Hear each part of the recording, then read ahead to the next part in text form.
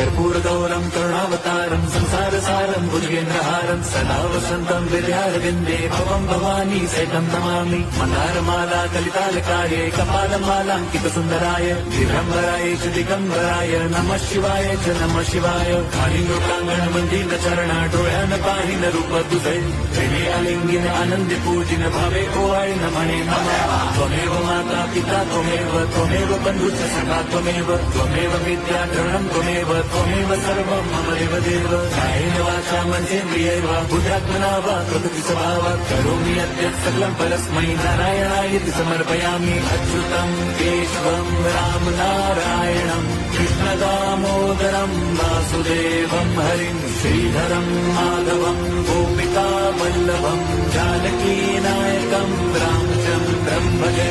Hare Ram Ram Ram Hare Hare Hare Krishna Hare